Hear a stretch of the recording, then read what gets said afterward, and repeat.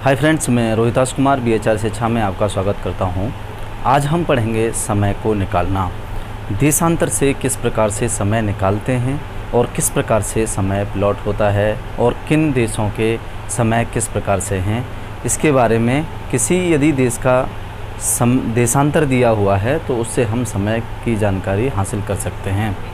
तो आइए पढ़ते हैं। पिछले वीडियो में हमने इससे पहले पढ़ा था लॉन्गिट्यूड, लैटिट्यूड और कुछ रेखाएं जैसे मकर रेखा, कर्क रेखा इससे संबंधित। तो आइए आज पढ़ते हैं इस वीडियो में समय से संबंधित।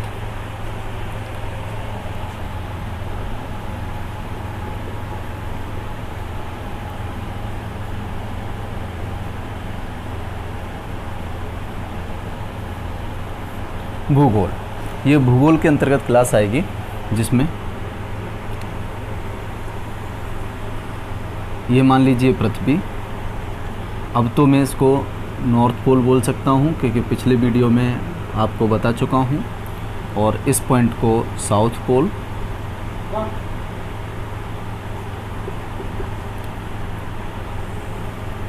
ये भूमध्य रेखा,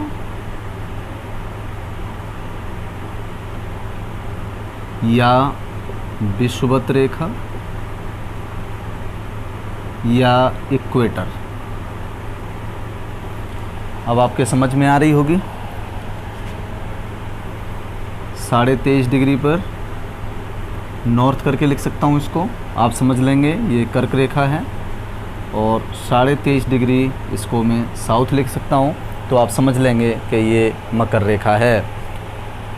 तो आगे देशांतर की बात करें।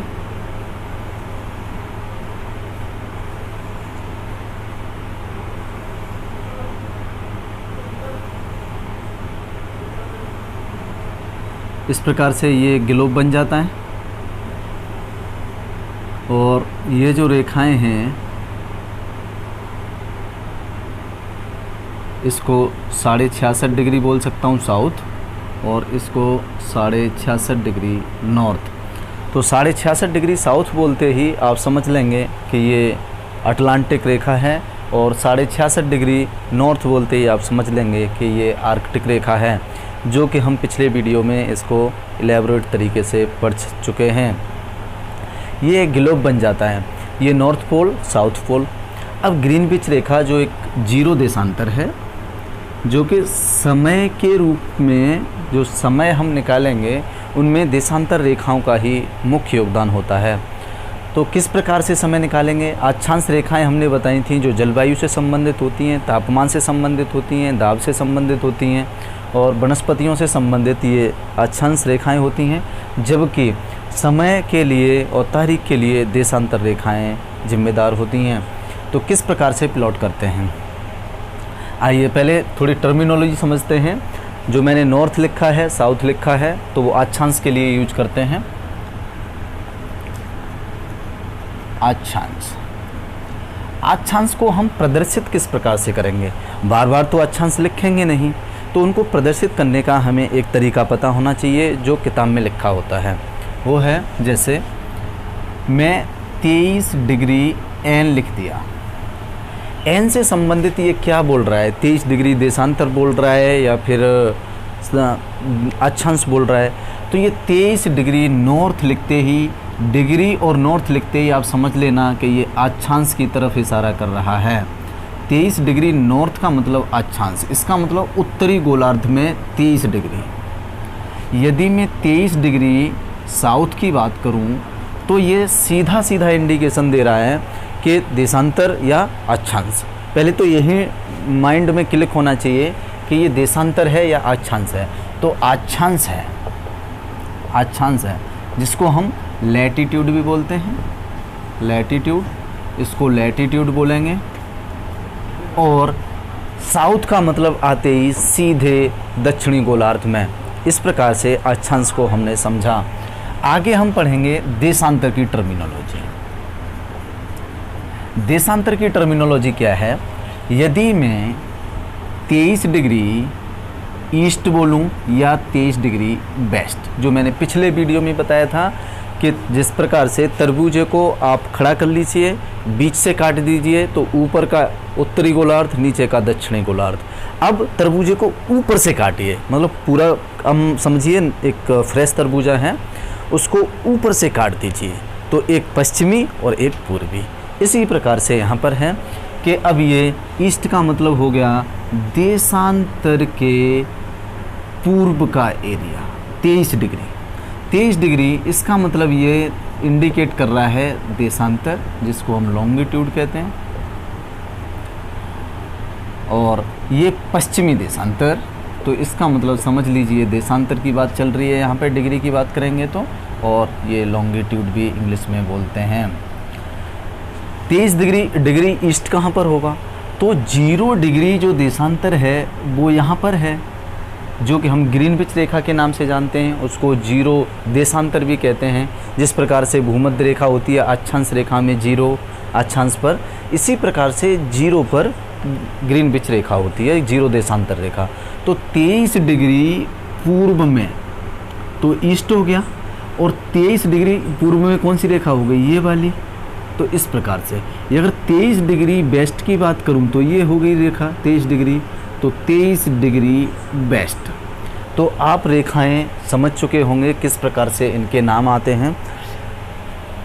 आगे हम पढ़ते हैं कि जो हम सीधे बोल देते हैं या किताबों में लिखा होता है कि एक देशांतर का मतलब 4 मिनट के बराबर होता है। यदि पृथ्वी की गति के बारे में थोड़ी सी ध्यान करें या सोचें, तो ये इसका एक्सिस मान लीजिए जो 23.5 डिग्री झुका हुआ है।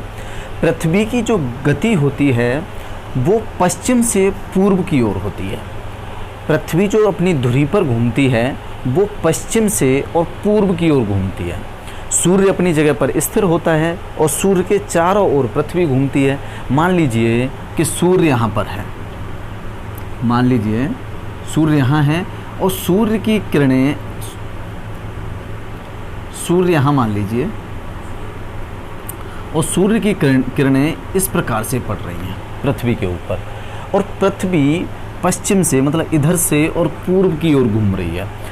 जिस पार्ट पर पृथ्वी के पर लाइट पड़ती है सूर्य की, उधर दिन हो जाता है, और जिस पार्ट पर लाइट नहीं पड़ती, जो पीछे छुपता हुआ चला जाता है, उधर रात हो जाती है।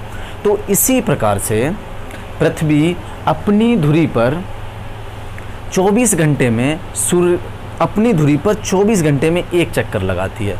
पृथ्वी की 2 गतियाँ होती हैं, एक तो अपनी धुरी पर घूमती है और एक सूर्य के चारों ओर घूमती है। तो यहाँ पर पृथ्वी अपनी धुरी पर घूमती है, अपनी धुरी पर 24 घंटे में एक चक्कर लगा लेती है। तो धुरी पर घूमने के लिए यहाँ देशांतरों की हमने संख्या बताई थी, कितने देशांतर होते हैं, 360। इसी प्रकार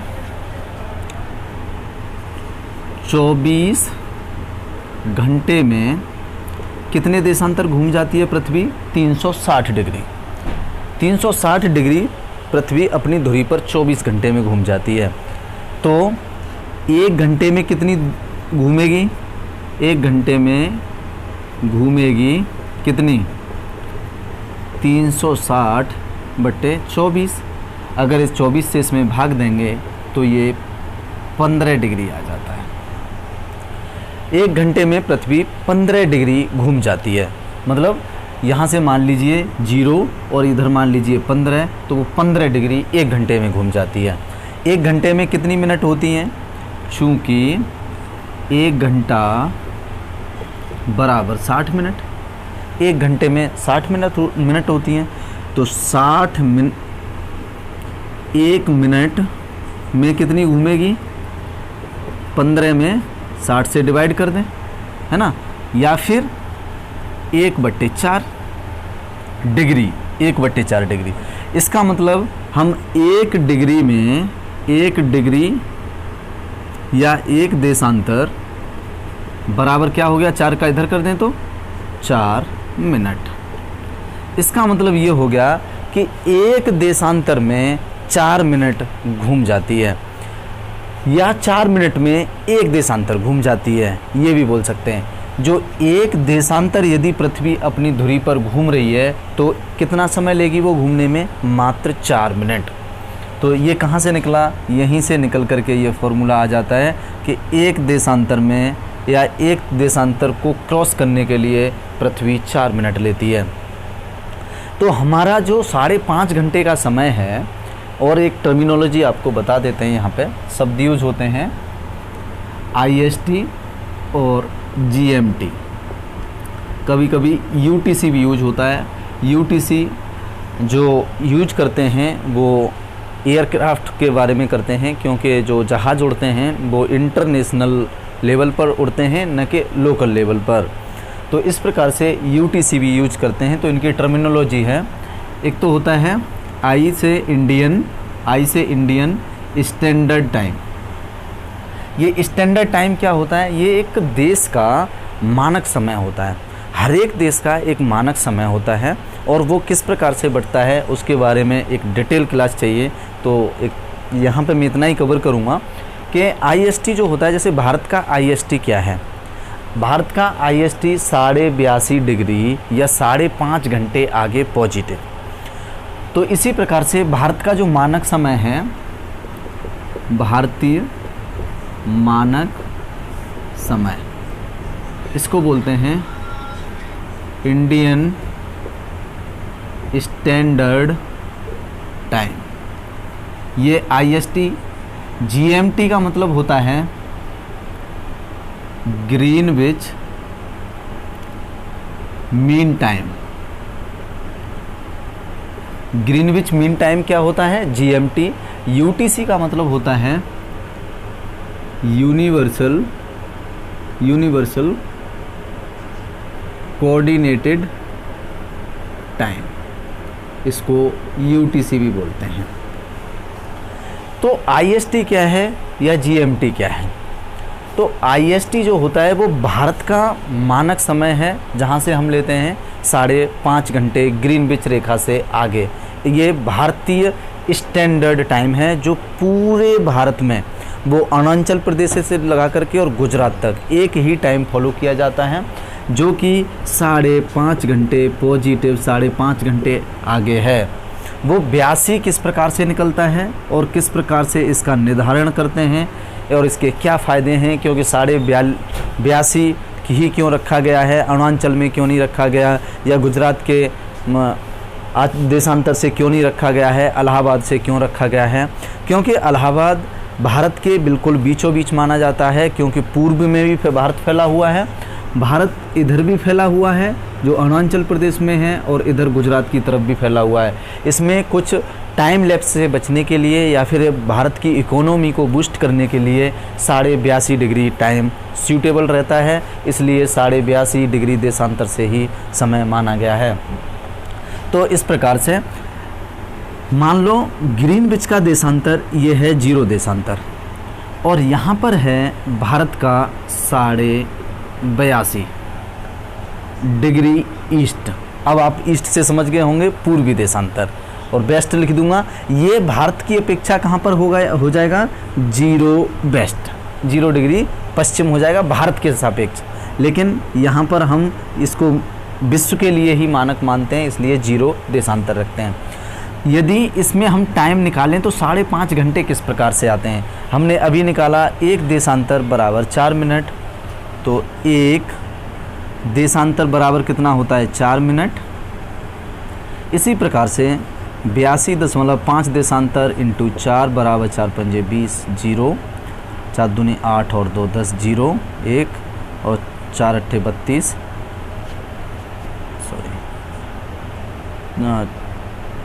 4 पंजे 20, 0, 2, 4 दूनी 8 और 10 का 0, 2 हासिल का 1 और 4 अट्ठे 32 और 1 33, 330 मिनट बन गया।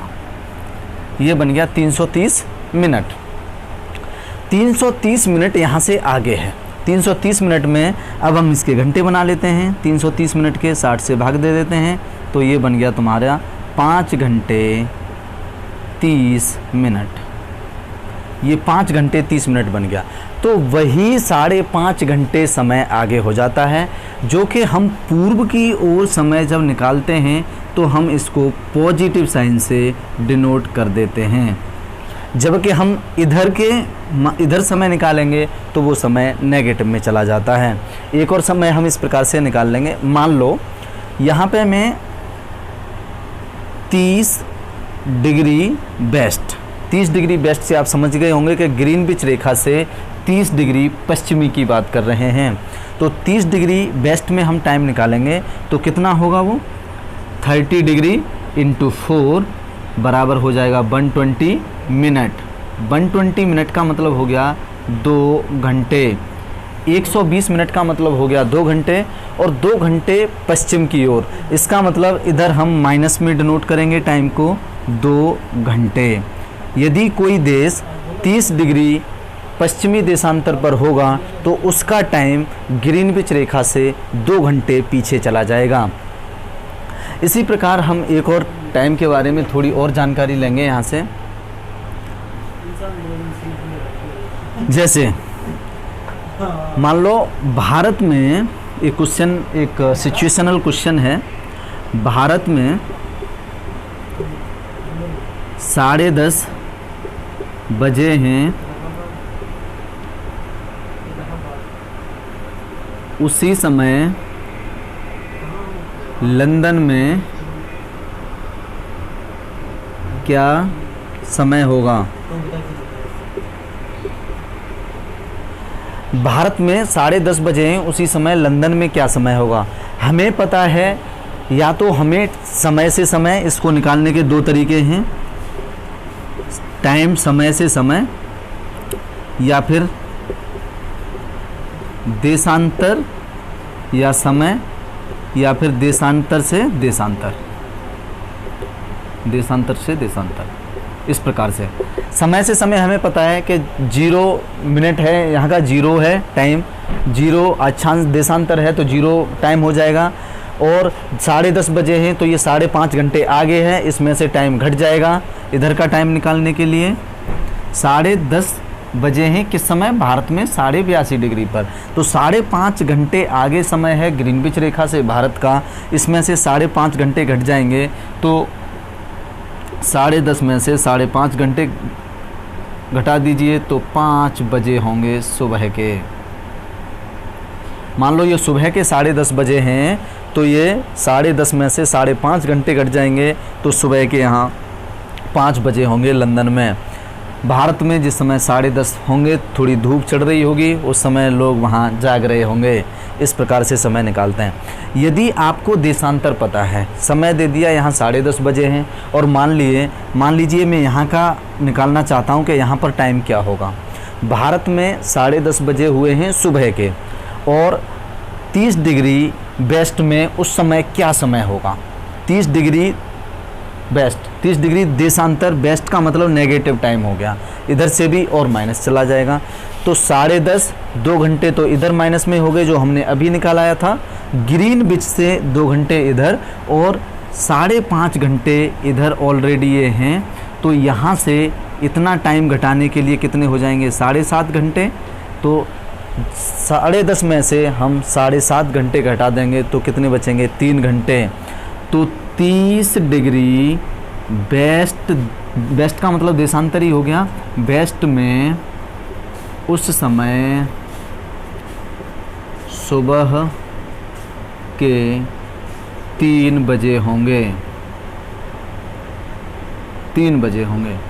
तो इस प्रकार से हम समय, देशांतर और समय दिया होगा तो आसानी से निकाल सकते हैं। यदि समय से समय पता है तो आसानी से एक दूसरे देश का रिलेट करके निकाल सकते हैं। तो मैं आशा करूँगा कि इस वीडियो के द्वारा आपके ये समय और देशांतर में संबंध समझ में आ गया होगा। और अगले वीडियो में जो हम पढ़ेंगे वो तारीख से संबंधित जानकारी पढ़ेंगे, किस प्रकार से तारीख बदलती हैं देशों में और किस प्रकार से जो आइडियल इंटरनेशनल डेडलाइन है उसको टेढ़ा मेढ़ा बनाया गया है, उसके बारे में जानकारी हासिल करेंगे। यदि यह टाइम निकालना आपको आ जाता है और क्वेश्चन इससे सॉल्व करना सीख जाते हैं तो शेयर और कमेंट करके ज़रूर बताएं। Thank you.